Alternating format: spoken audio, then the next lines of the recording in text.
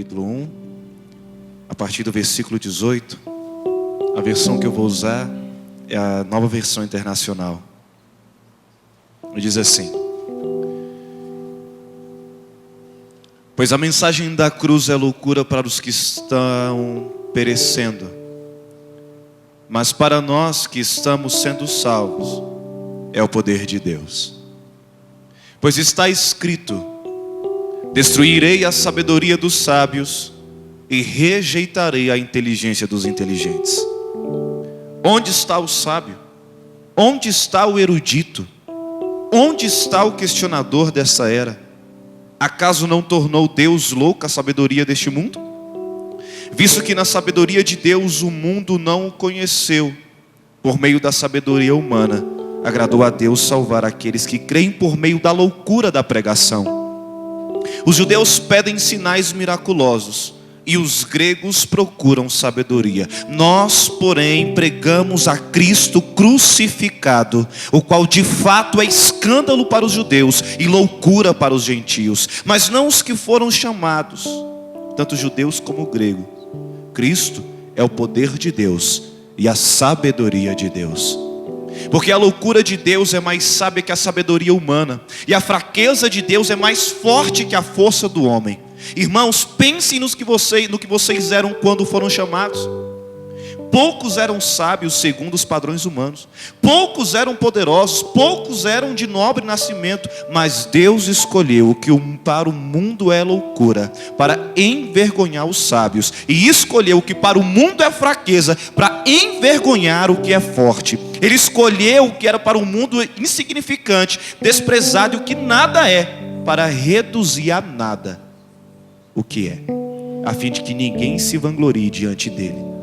É, porém, por iniciativa dele que vocês estão em Cristo Jesus, o qual se tornou sabedoria de Deus para nós, isto é, justiça, santidade e redenção, para que, como está escrito, quem se gloriar, glorie-se no Senhor.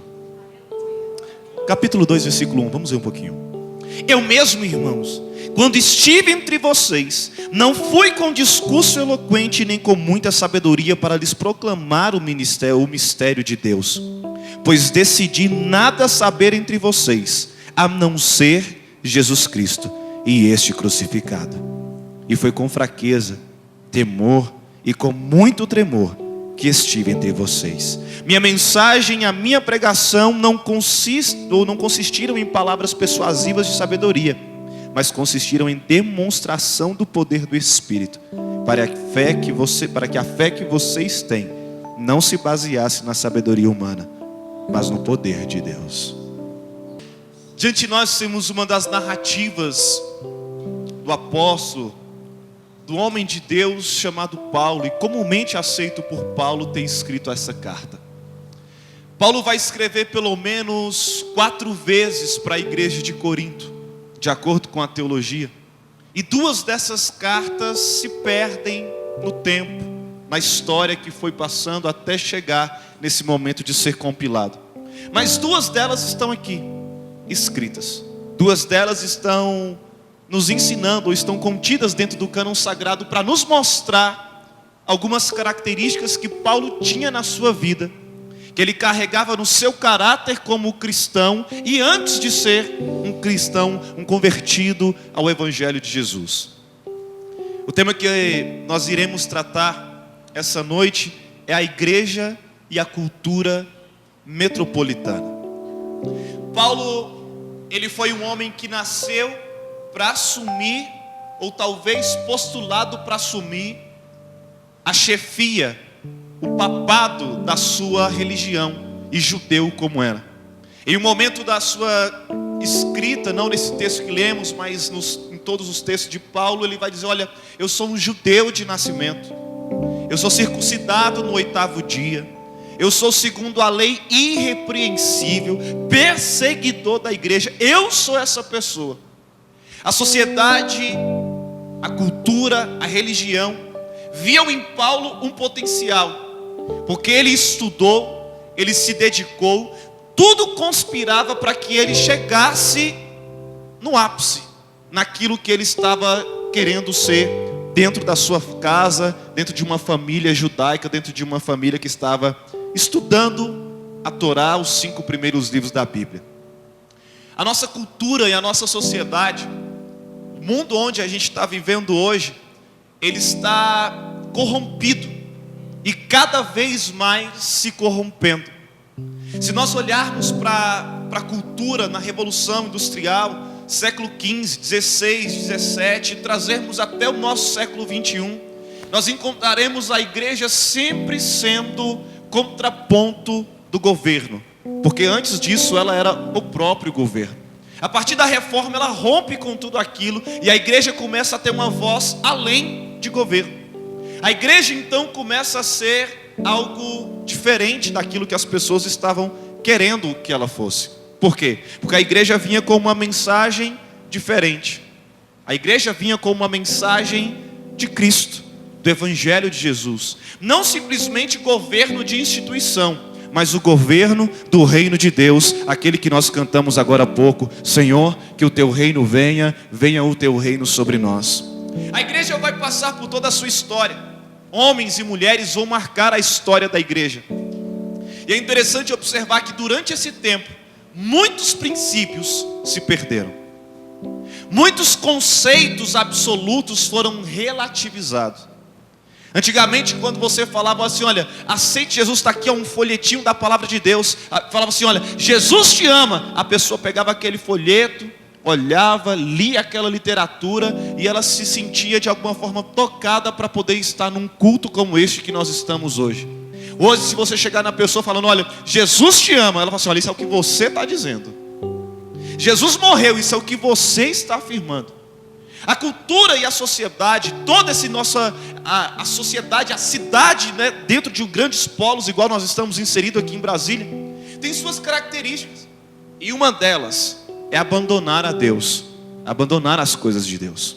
Uma das características da cidade onde nós vivemos, nessa loucura, sabe, desse ativismo e proativismo que nós estamos inseridos, é de nós esquecermos as verdades santas, sagradas e absolutas da palavra de Deus. Desde criança nós somos ensinados pelos nossos pais e pela própria sociedade, pela mídia e por tudo, fala assim, olha, você tem que crescer, você tem que chegar ali com seus 18 anos para você ser independente. A gente cresce nessa expectativa. Quem nunca que sonhou em completar 18 anos? Não, porque quando eu completar 18 anos, aí você já completou 50 e você, né, fica naquele sonho. Não, porque quando eu completar 18 anos eu vou ser independente. Ninguém vai mandar, eu vou tirar minha carteira. Ninguém vai mandar em mim, olha, agora eu posso fazer o que eu quiser fazer. Foi assim que aconteceu na sua vida? Quando você completou 18 anos, você se tornou independente. O que aconteceu nesse período? Só as suas responsabilidades que aumentaram, só a cobrança que aumentou. E talvez você até hoje ainda não tenha alcançado a independência que você sonhava quando você tinha 14, 15 anos de idade. Por que você está falando isso, Felipe? Eu estou falando porque a igreja hoje está inserida dentro desse contexto de uma cidade, de uma sociedade, vivendo aqui dentro de uma grande metrópole, que é o nosso caso, e tantos outros lugares ao redor do mundo, que está querendo cada vez mais ser independente, quando o convite do Evangelho de Jesus e da cruz de Cristo é um convite para a dependência. O Evangelho de Jesus é um contraponto. O Evangelho de Jesus é um paradoxo com aquilo que a sociedade nos tem pregado. O Evangelho de Jesus é a antítese do mundo. É o contrário. É a contramão daquilo que nós estamos esperando. Nós por nós mesmos temos a necessidade de termos os nossos conceitos elevados, de estudarmos, de termos os nossos títulos, enfim, e as pessoas nos reconhecerem por causa disso. Nós temos essa necessidade. A psicologia vai explicar isso. A necessidade de autoafirmação, a necessidade de ser elogiado. E o Evangelho de Jesus é totalmente o contrário disso. Olha, se você quiser ser, não seja. Se você quiser subir, desça. Se você quiser ser alguma coisa, não seja nada. O Evangelho de Jesus vem nos mostrando que não é por nossa capacidade ou característica. E o mundo e a sociedade, principalmente os grandes centros urbanos, têm ensinado o contrário. Olha, você tem que aparecer, você tem que ser, você tem que se mostrar, porque quem não é visto não é lembrado. Você tem que de alguma forma se mostrar para o seu chefe, para a pessoa que está perto de você, porque senão você não vai ter a oportunidade nenhuma na sua vida. E o Evangelho de Jesus, dominicalmente, como é o nosso caso, e foi dito aqui agora há pouco, nós estamos falando sobre a cruz de Cristo, sobre o Evangelho da salvação, sobre o que é o poder de Deus, sobre o que é uma pregação bíblica cristocêntrica. Somos a antítese. Somos a diferença desse mundo.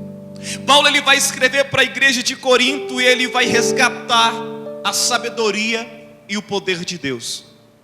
Porque enquanto as pessoas estão querendo conceituar a Bíblia, conceituar Deus, conceituar igreja, conceituar música, conceituar todas as coisas, Paulo ele vai chegar para a igreja de Corinto: olha, eu não vim para vocês para querer ser coisa nenhuma. Pelo contrário, eu só vim mostrar para vocês as verdades contidas no Evangelho de Jesus Cristo. A nossa sociedade tem tido preguiça de pensar. Agora eu estou falando de sociedade cristã, comunidade de fé. Nós muitas vezes temos preguiça de pensar. Preguiça de pensar a teologia. Preguiça de pensar de que forma nós podemos oferecer o nosso culto racional diante de Deus.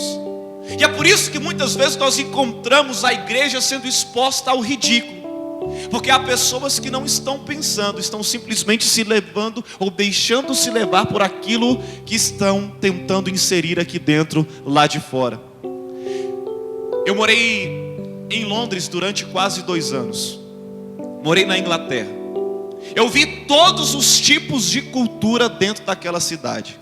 Se você quisesse ser budista, você era. Se você quisesse ir para o Islã, você iria. Se você quisesse ir para o catolicismo, você iria. Se você quisesse ir para os luteranos, você iria. Se você quisesse ser, sabe, o prostituto ou a prostituta, você seria. Se quisesse ser o viciado, você seria. Tinha tudo. É a cidade mais cosmopolita do mundo. Ou seja, tem todas as culturas dentro daquela metrópole. É uma cidade ou é um país pós-cristão. Cristo um dia já foi, não é mais. A gente entendeu, a gente escutou um dia desse falando sobre pós-modernismo. E eu gostei daquilo, pastor André, porque ele falou assim: olha, se está chamando de pós-modernismo é porque ainda não tem um nome. Ainda não definiram um nome, é por isso que chamam de pós-modernidade. Ainda não deram um nome para isso que a gente está vivendo. A nossa mídia, multimídia, as pessoas que têm, sabe, exercido influência sobre as nossas casas, sobre as nossas famílias, a política que tem vindo dentro do nosso país e também lá fora, é uma política de acabe-se com a família, acabe-se com os conceitos do cristianismo, acabe-se com tudo. As pessoas hoje não têm mais capacidade de raciocinar ou de pensar. Capacidade até tem, mas não tem a coragem de poder produzir algo que seja bom, algo que seja agradável. O escritor, esse mesmo escritor lá para a igreja de Filipos, ele vai dizer o seguinte: aquilo que for de boa fama, aquilo que for excelente, aquilo que for puro, aquilo que for digno de louvor, pensem nessas coisas. Mas como é que nós vamos pensar na igreja, na integralidade da igreja que nós temos ouvido aqui domingo após domingo, que nós temos acompanhado e buscado entender a igreja na sua, sabe, em 100% ser igreja, de ajudar o próximo, de amar os nossos irmãos, de fazer aquilo que nós precisamos pelos outros, sendo que as pessoas lá fora estão todos os dias vomitando informações que são relativas sobre as nossas mentes e corações. Como é que nós vamos nos portar diante dessa sociedade? Como é que nós vamos conseguir viver dentro de uma metrópole, aqui no nosso caso, que vive para o trabalho? Eu estive há alguns dias ministrando no estado do Maranhão, numa cidade pequena. E é interessante observar, porque deu 11 horas da noite, pastor Maurício, não tem mais nada. Acabou, mano. Deu meio-dia, a porta do comércio fecha. Pra quê, irmão? Fechou, o que aconteceu? Almoço. E abre que horas? 2, 2h30. Quer dizer então que de 2 e 2h30, se eu quiser morrer, não posso, porque está fechado. Tomar um remédio, esquece. Sabe, as pessoas ainda vivem, em alguns lugares estão vivendo, sabe, uma vida mais devagar. Nós não. Dentro dos grandes centros a gente está, você nem terminou o seu dia, você já está pensando em amanhã. Você nem pecou no trânsito hoje, você já está pensando na buzinada da pecada de amanhã. Você nem reclamou com um chefe, com um funcionário hoje, você já está pensando quem eu vou pegar amanhã. Eita! Nós estamos vivendo dias tão acelerados, que a gente não está tendo tempo para coisas básicas, para conceitos básicos e fundamentais, sabe, para o rudimento da fé. E é por isso que nós, muitas vezes, nos pegamos com aqueles questionamentos quase que filosóficos. Deus, aonde está o Senhor? No mesmo lugar. Senhor, por que o Senhor não se manifesta? Na verdade, Ele se manifestou. Você que não percebeu, que você estava lá, agitado demais para perceber a ação de Deus. O Nicodemos, ele vai dizer o seguinte, Augusto Nicodemos, ele fala o seguinte: olha, você quer ouvir Deus? Simples, leia a Bíblia. Não, mas se você quiser ouvir Deus, eu quero ouvir Deus falando em voz alta. Simples, leia a Bíblia em voz alta. Nós estamos perdendo, sabe, o basicão da fé. Sabe aquele resumo do Enem, aquele resumo para fazer a prova, aquele que você faz. A gente perdeu isso. E Paulo, ele está escrevendo para a igreja de Corinto para mostrar o seguinte: olha, eu não cheguei para vocês com a minha erudição. Eu poderia ter chegado, porque dentro lá da minha lei, dentro lá da minha religião, eu sou um dos melhores. Eu poderia ter chegado para vocês com várias línguas. Paulo era um poliglota, inteligente, capacitado. Ele tinha até uma rixazinha com Pedro, uma discussãozinha teológica. Você fala difícil demais, você é uma almofadinha, não sei, aquela coisa toda. Os dois tinham um atritozinho teológico lá, justamente por essa questão de Paulo ser bem estudado. E Paulo, ele fala assim: olha, eu não cheguei para vocês com nada disso, pelo contrário, eu só vim apresentar para vocês o Evangelho de Jesus, o Evangelho da cruz, o poder de Deus, essa mensagem aqui para poder haver salvação no meio de vocês. Primeira coisa que nós podemos aprender nesse texto que lemos: a mensagem não é outra, a mensagem é a da cruz.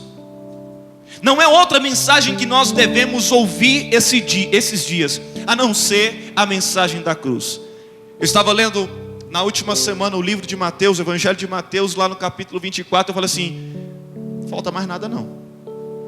Guerra tem, rumor de guerra também tem, peste tem, doenças incuráveis, tem. A medicina não dá conta. O que está faltando então? Está faltando que o Evangelho seja pregado a toda criatura para que Jesus volte. É isso que nós precisamos entender para os nossos dias. Não dá mais tempo para nós, não é tempo de nós perdermos tempo com essas coisas, sabe? Com o Evangelho da facilidade, de pessoas baratizando o Evangelho, pregando coisas assim, não, pega aqui, porque o mês de setembro é o mês do não sei o que, o mês de outubro é o mês de não sei das quantas, o mês de novembro é o mês de 2016, o ano do abençoa, multiplica e manda mais. O ano da conquista, o ano do alargamento, o ano do crescimento, o ano, tantos projetos e projetos. Cadê 2016? O ano do eu me humilho. 2016, o ano que eu vou carregar a minha cruz. Eu vou ajudar o meu irmão a carregar a cruz dele, vou ajudar a minha irmã a carregar a cruz dela. Eu vou pregar a mensagem do Evangelho de Jesus Cristo. O Evangelho de Jesus é simples, não é simplório, mas é simples. E nós precisamos resgatar isso todos os dias da nossa vida. Não simplesmente, sabe, da boca para fora, mas viver isso nas nossas atitudes. Quer reconhecer um homem, uma mulher de Deus, não é simplesmente pelo seu discurso ou pela sua boa oratória. Se oratória fosse levar para o céu, tinha juiz, advogado, tinha um monte de gente que estava no céu há muito tempo. O que leva para o céu é uma vida prática diária. O Evangelho de Jesus é você tratar bem os seus filhos. Quer ser reconhecido como um homem de Deus, uma mulher de Deus, um homem avivado, uma mulher avivado? Seja lá no seu trabalho alguém que dá um bom dia de verdade. Uma pessoa que sempre está disposta a ajudar, a oferecer. Porque o Evangelho de Jesus, num culto como esse, nós não saímos da nossa casa para ter, para receber, para conquistar. Nós saímos da nossa casa para dar, para oferecer, para colocar à disposição de Deus. E é isso que nós precisamos ser no nosso trabalho, na nossa faculdade, nas nossas férias. As férias agora estão chegando. E quantas pessoas... Eu vou tirar férias de Deus também, irmão. Tchau, beijo, não me liga. Não quer saber nem de nada. Pensa que... Queridos, Deus ele não tira férias de mim, de você. Bastaria 1/1000 do milésimo, do milésimo, de 1/100, do 10º, de 1 segundo, para que nós fôssemos fulminados, se não fosse a presença de Deus nas nossas vidas. E é por isso que nós precisamos entender que quando nós saímos da nossa casa, ou dentro da nossa casa, se nós quisermos ser reconhecidos como homens e mulheres de Deus, nós vamos ter que falar do Evangelho, da mensagem da cruz. Como isso? Dentro de uma metrópole, dentro de uma cidade onde as pessoas estão cheias de si, arrogantes, prepotentes, sendo cristão, bíblico, falando de Jesus. Ah, mas vai ser difícil. Ninguém disse que seria fácil. Ninguém falou que ia ser tranquilo viver um evangelho ou estar inserido dentro de uma comunidade de fé bíblica e cristocêntrica. Ninguém disse isso. Por quê? O que é mais fácil? Você ouviu uma mensagem: olha, você vai ter que carregar a cruz. Seu 2016 pode ser o pior ano da sua vida, mas se você tiver a mensagem da cruz, vai valer a pena. O que é o melhor? Ouvir isso ou 2016 você vai conquistar, você vai ter? O que é melhor? O que é melhor para os nossos ouvidos? Ouvir que em 2016 vai ser a bênção abundante, superabundante, das quantas? Ou ouvir que 2016 pode ser o ano que você vai perder a pessoa que você mais ama aqui na terra, mas você vai ter a certeza de que ela está junto de Deus o Pai? O que é melhor ouvir? O Evangelho de Jesus é um Evangelho da cruz. Não existe outra mensagem a ser pregada a não ser a mensagem da cruz. Deus me deu a oportunidade de passar em alguns estados do Brasil durante todo esse ano. Eu viajei quantas vezes, amor, esse ano? Várias. O que mais sofre é a Fernanda, que eu não estou lá muitas vezes. Festa de aniversário de parente eu nem sei quantas, né, irmão? Que vem para cá, não, sabe aquelas, vem para cá com fraternização, eu não posso porque eu estou não sei aonde. Eu não sei em quantos lugares eu fui esse ano, em quantas cidades Deus me proporcionou ir. E sabe o que é você entrar dentro de uma igreja lotada de pessoas, templos construídos para 4.000 pessoas, todo mundo te olhando. Aí esse tremor aqui, sabe aquele tremor que você citou agora há pouco, isso aqui é verdade. Sabe, da mão ficar suando e você não saber o que fala. E Jesus fala assim: olha, fala da cruz. E as pessoas olharem para você como se você estivesse falando a coisa assim mais inédita do mundo. Sabe, as pessoas tipo assim,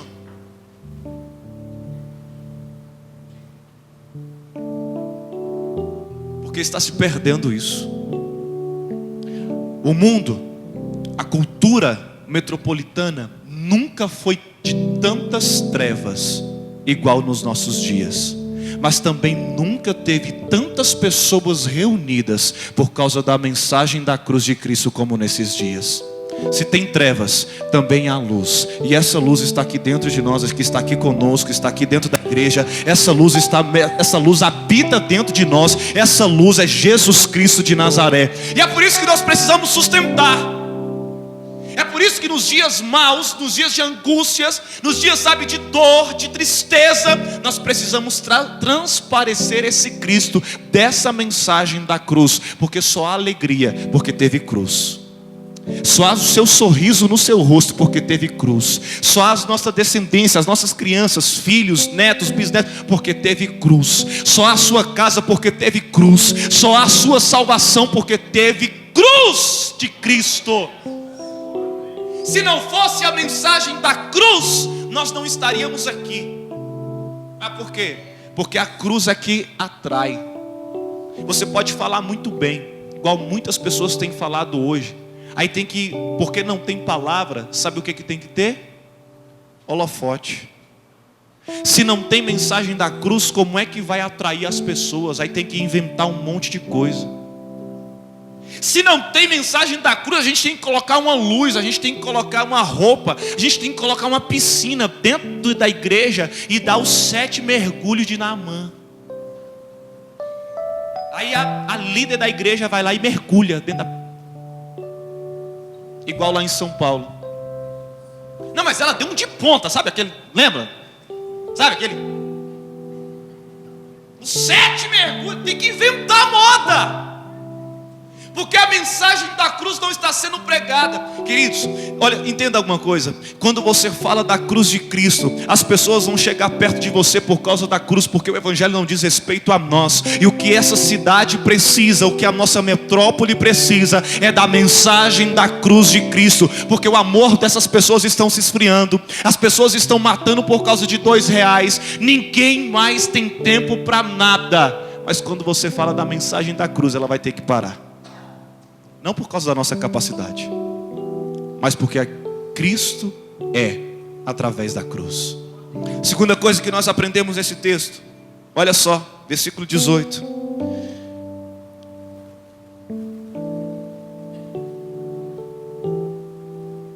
A mensagem da cruz é loucura para os que estão perecendo, mas para nós que estamos sendo salvos, é o poder de Deus. As pessoas que estão lá fora não entendem essa mensagem aqui. Eu não estou pregando aqui uma mensagem de um evangelho da sofrência. Sabe o evangelho de sofrência? Não. Não é um evangelho pessimista, não é. É o evangelho de Jesus. O evangelho que mesmo que ainda nós não tenhamos ganhos naturais, nós já temos garantida a certeza do ganho sobrenatural, que é a salvação na pessoa de Cristo Jesus. Ninguém vai entender muitas vezes o seu posicionamento, a sua postura. Eu estava no shopping, fui ao shopping, e aí na hora que eu cheguei no estacionamento do shopping, eu falei assim: Jesus, cadê a crise aqui, Jesus? Aí eu fui lá naquele negócio lá em Alexânia, Outlet. Já foi lá, vai lá para você ver. Tem crise lá não, irmão. Não tem crise. Pelo menos para um determinado grupo de pessoas não tem crise. Porque os shoppings, os grandes centros, está tudo lotado. As pessoas estão comprando.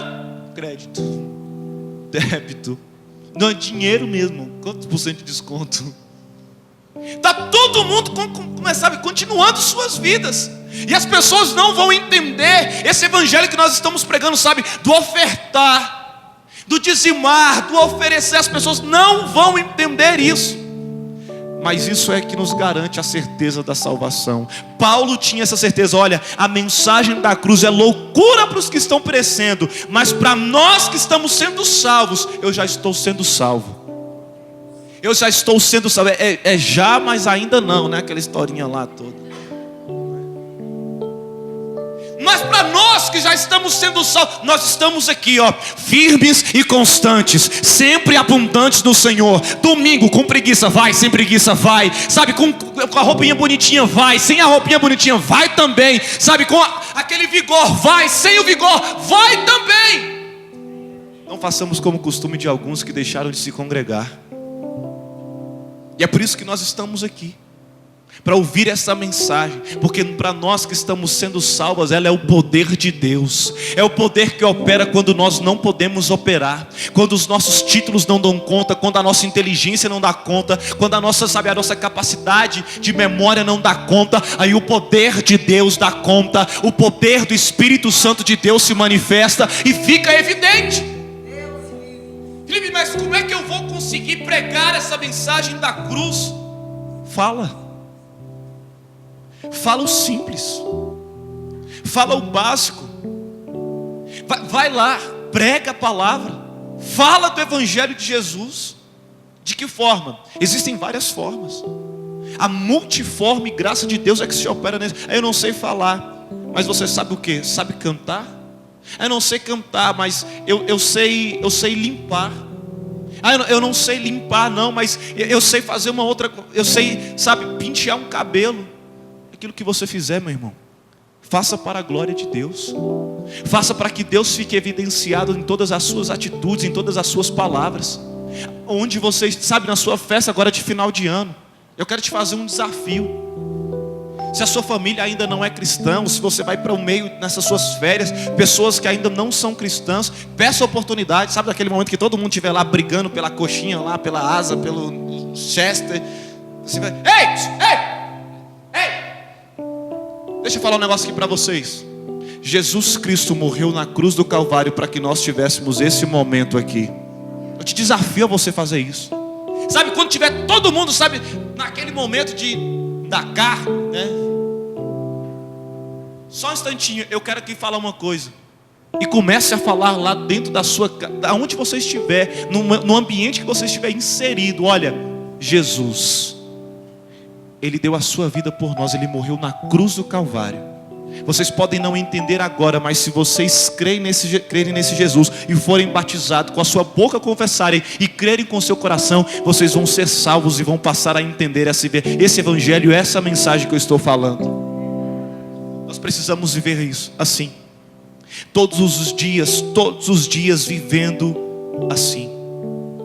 A cultura da nossa cidade, Brasília em específico, é uma cultura de trabalho. As pessoas vão para casa para dormir. A nossa igreja está inserida dentro de um bairro comum e famoso por causa disso. Águas Claras é o maior dormitório do Brasil. Ninguém trabalha aqui. Todo mundo dorme aqui, mas não trabalha aqui. Há exceções. Nós precisamos entender que as pessoas estão carentes, famintas, sedentas por essa mensagem. Elas ainda estão confusas porque ainda não creram. Mas se nós começarmos a pregar o Evangelho de Jesus com todas as nossas forças, com todo o nosso entendimento, elas vão crer, elas vão confessar Jesus Cristo e vão ser acrescentadas ao reino de Deus. Terceira coisa que nós aprendemos nesse texto: a palavra é o poder de Deus. Não existe nada que nós possamos fazer das nossas forças. Não há o que nós possamos fazer para que ninguém seja salvo. Ah, mas eu preguei bem. Ótimo. Ah, mas eu insisti, eu orei 20 anos pela vida dele. Ótimo. Ah, mas eu fiz tudo que eu poderia fazer. Ótimo, perfeito. Mas não é você quem vai completar a obra. Você é apenas o instrumento dessa obra, o instrumento deste reino. Não é você, não sou eu, é Deus. Porque se nós olharmos para as pessoas que estão ao nosso redor, a gente fala assim: como é que eu vou conseguir ganhar esse agnóstico para Jesus? Não, o agnóstico é pior do que o ateu. É porque o ateu, ele só tem fé para não acreditar em coisa nenhuma. O agnóstico, ele tem fé para acreditar em tudo e nada ao mesmo tempo. É muita coisa. É ou não é? A pessoa que tem fé para não acreditar em Deus, ótimo. Você fala de Deus, ela... verdade, creio, pronto.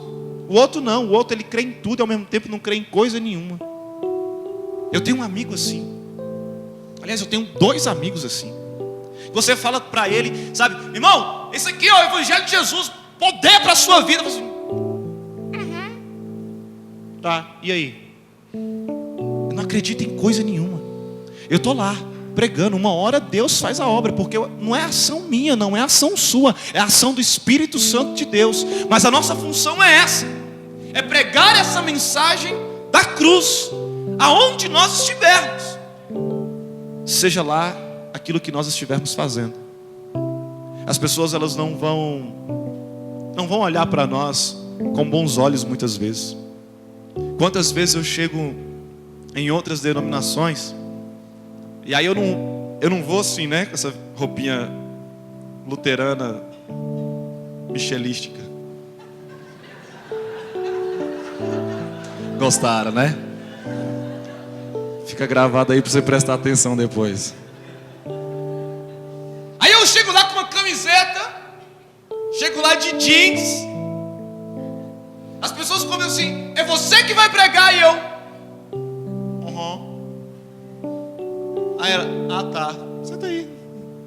Aí eu sento.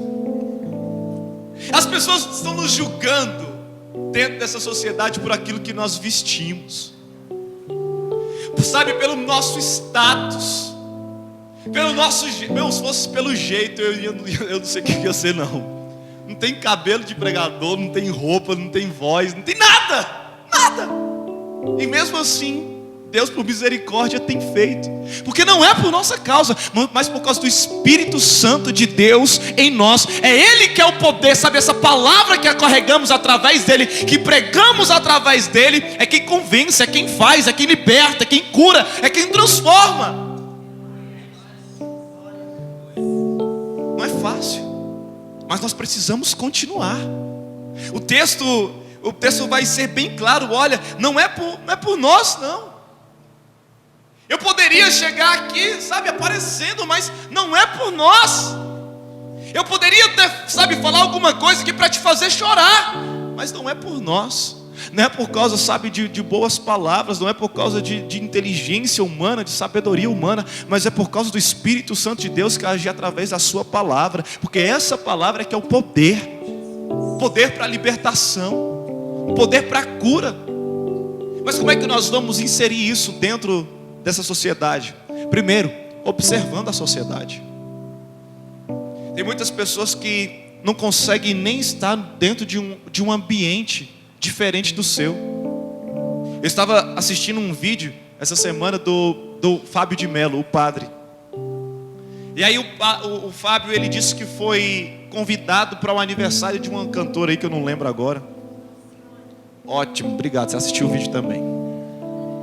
Aí ele foi lá para o aniversário da Alcione, obrigado, né? Eu imagino o padre lá do lado da Alcione, né? O padre é igual tipo eu assim, pequenininho, magrelo, não sabe se está de frente ou de lado. E a Alcione, né? E ele, sabe, aí ele conta que veio um travesti chegando perto dele. Ele vai querer tirar foto comigo. E agora, mano? E ele conta toda a história, tira a foto, e ele depois vai entender que o travesti faz uma excelente obra para crianças, enfim, com alimentos, para famílias, mas ele vai contar aquilo lá e fala assim: olha, quem sou eu? Quem sou eu? E interessante que o travesti fala assim: olha, você tira foto com pecadores? E ele confessa, sabe, assim, o preconceito dele de julgar a pessoa sem nem antes conhecer. Nós não podemos viver esse evangelho humano, porque o evangelho não é humano, o evangelho é de Cristo, o evangelho é sobrenatural. Nós precisamos entender que as pessoas precisam sim dessa palavra que é o poder de Deus, mas é nas nossas atitudes, sabe, de amar, de abraçar, igual o Fábio teve, de olhar para aquela pessoa, assim, pode ser o maior pecador, mas quem disse que você não é? O que te faz diferente dessa outra? Pecadores todos nós somos. O evangelho de Jesus é isso. É isso que Paulo está começando a ensinar para a igreja de Corinto. Igreja boa, não era igreja ruim não. Igreja que tinha dinheiro, igreja bem fundamentada, dentro de uma cidade-estado interessante. E ele está mostrando isso para todas as pessoas. Olha, é o poder de Deus. O que faz é o poder de Deus. O que salva é o poder de Deus através do seu Santo Espírito. É o poder de Deus. Nós não podemos limitar o poder de Deus. Porque tem a música tal, o hip hop, o rock, o rap, tantas culturas inseridas dentro da cultura de uma metrópole. Lá em Belo Horizonte agora é comum as igrejas nos guetos, e igrejas também nos grandes centros culturais. Em Minas a gente vê isso, em São Paulo a gente vê isso, desde os mais abastados até os mais pobres. E é o poder de Deus atuando dentre aqueles que têm e dentre aqueles que não têm. Nós podemos, aqui dentro da nossa comunidade, dentro da nossa igreja, a gente pode ver isso. A gente está inserido dentro de um lugar onde pessoas têm um poder aquisitivo, mas também nós estamos atuando onde pessoas não têm nada. Lá no sertão do Piauí, onde faltam as coisas. Eu estive lá. Onde você, para entrar no povoado, você tem que passar pela casa do Pai de Santo. Pessoas que não têm o que comer. O Evangelho de Jesus é o poder de Deus para a salvação de todo aquele que crê. De que forma? Da multiforme graça de Deus. Nós não podemos limitar a ação e a atitude de Deus a uma só coisa, porque não é por nós, não é por aquilo que nós temos, mas é por aquilo que Ele é em nós. Ah, mas eu não gosto disso. Você pode não gostar, mas foi Deus quem criou todas as coisas. Se você não gosta, irmão, quando o Evangelho for seu, você dá pitaco. Enquanto o Evangelho de Jesus for de Jesus, você serve a Ele. Esse é o nosso grande problema. É que nós estamos querendo entrar na onda da sociedade, tirando Deus do seu lugar e sentando lá. O Evangelho é de Deus, amém? O Evangelho é de Jesus Cristo, amém? Por isso, e nós precisamos entender que se o Evangelho é de Jesus, nós somos servos. Ele é que é o Senhor. Ele é que é o Senhor sobre as nossas vidas. Nós somos os servos. E não cabe a nós decidir, sabe, um jeito ou outro jeito. Cabe a Ele. Dentro da sua multipluralidade de formas, de atitude, de ação, Ele age. Se Ele quiser usar pessoas eruditas, Ele vai usar. Se Ele não quiser, Ele não usa. Se Ele quiser salvar através de um excelente momento de louvor, Ele salva. Se Ele quiser salvar através de um momento de palavra, Ele salva. Se Ele quiser salvar no dízimo e oferta, Ele salva. Ele salva. A salvação, a gente já estudou isso, tudo é dele, desde o querer até o realizar, todos os momentos, é tudo obra dele, ação dele, sabe, é Ele quem escolhe, é Ele quem faz. Nós somos apenas dispenseiros, instrumentos, mas nós temos que fazer. Que 2016 seja um ano que a gente seja mais cristão, mais bíblicos, mais cristocêntricos, sabe, não só da teoria, da teologia, mas da prática, a praxis. Todos os dias, poder de Deus, mensagem da cruz e a certeza da salvação. Não existe nada mais importante do que a certeza da salvação. Você pode ser confrontado pelo PIB do nosso Brasil, que está decrescente, pela inflação que está subindo, mas se você tiver a certeza da salvação, já valeu a pena. Você pode ser confrontado pela sociedade querendo acabar com a família, com divórcios e aquela coisa, mas você tem que permanecer naquilo que está escrito na palavra e com a certeza da salvação. Enquanto está todo mundo dentro da nossa cidade querendo ganhar, crescer, o novo concurso, o novo cargo, a nova empresa, o novo não sei o quê, você com a certeza da salvação. Mais importante do que qualquer outra coisa, meu irmão, minha irmã, é a certeza da salvação na pessoa de Cristo Jesus. Enquanto uns estão perecendo, nós que estamos sendo salvos, que nós venhamos continuar a pregar esse Evangelho da salvação na pessoa de Cristo Jesus.